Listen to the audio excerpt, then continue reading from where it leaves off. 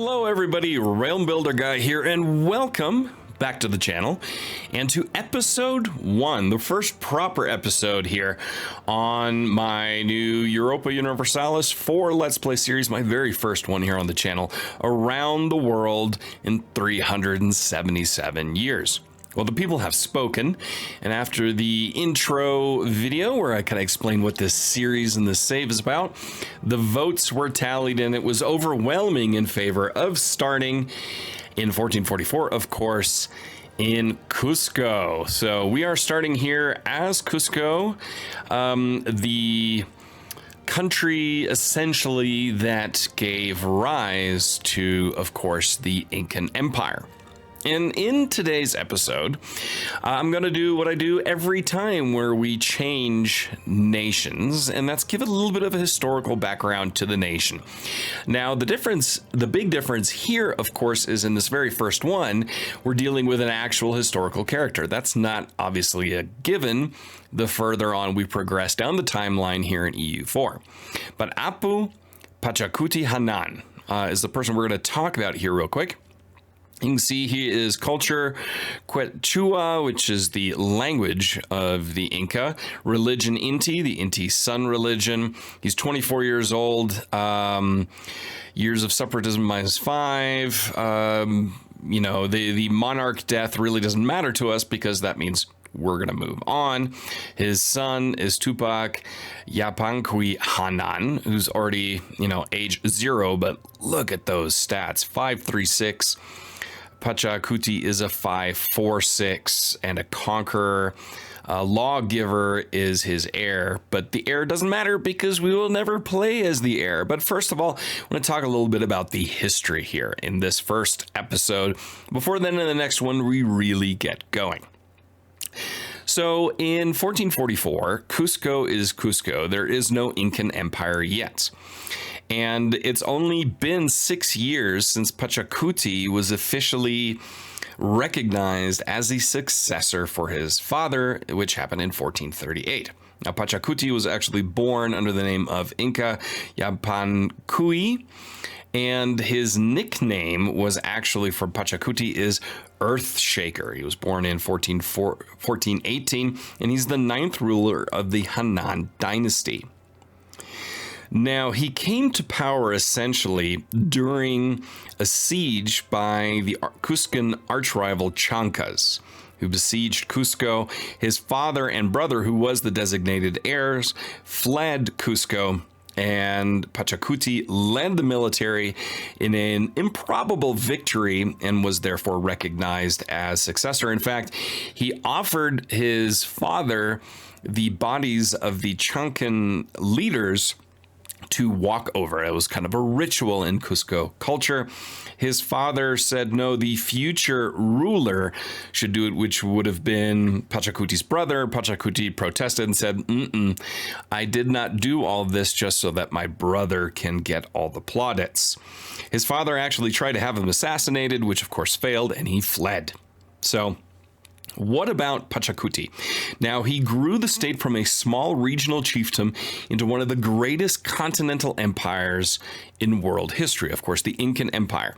Now, it stretched historically from basically southern Colombia here all the way down into Argentina. So it is one of the largest empires, definitely in the Americas ever, but also geographically over the course of world history. The one thing, though, of course, that made it rather interesting was the fact that you can see here, you had the Atacama Desert down here, which is one of the driest deserts in the world. You had the Andes Mountains going down the middle of it, which is the second highest mountain range in the world. And then you had the largest rainforest on the other side. So it was a pretty tough climate for them to work with. Now, the Incan culture itself, they didn't have the wheel. They didn't have a written language, and they really didn't have commerce in the sense of money, currency. There was no currency at play for the Incan culture, and I kind of want to play that into this, but I will talk about that in a second. But first, we want to talk a little bit about who Pachacuti was. Now, he was known as a great military leader and a statesman. He grew the realm through a few different things. First of all, military conquest, then persuasion, in fact, would be the real pronunciation, of his neighbors, and he used a lot of espionage and covert operations. On top of that, he also had forced colonialism, where he took the lowest rungs of Incan society and forced them to colonize basically the far reaches of the realm.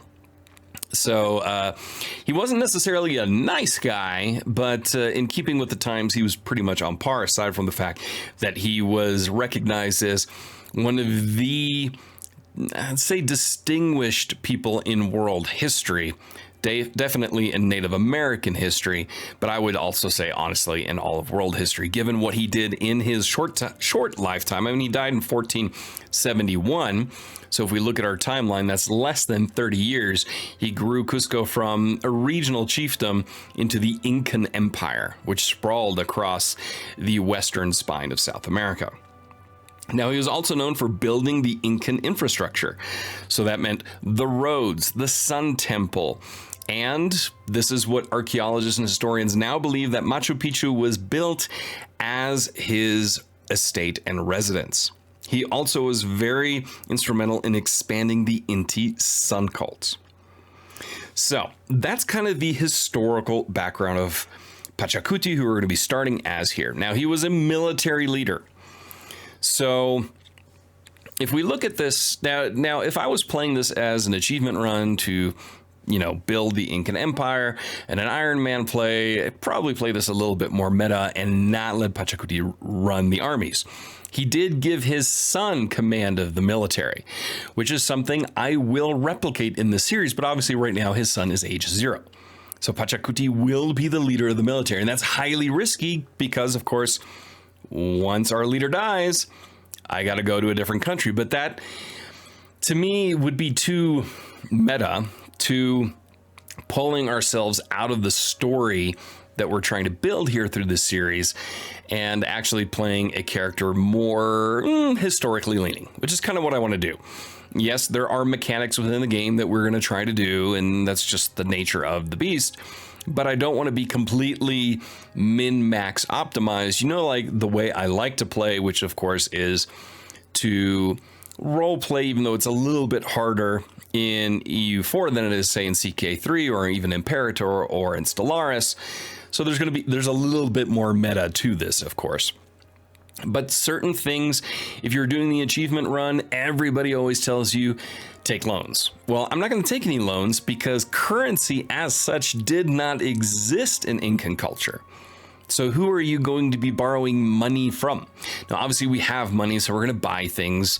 They had a very active trade in gold, but money lending, I feel like it would just be too cheese, too optimizing, too meta. I've said this now a billion times, of course, in this game. Now, if we were starting in Europe, say if we would have gone with England as an example, then absolutely taking loans would have been part of the game. But we're not going to do that here. So what is the goal here? First of all, we're going to go to the army here, and we are going to add a leader, and it will be Pachacuti.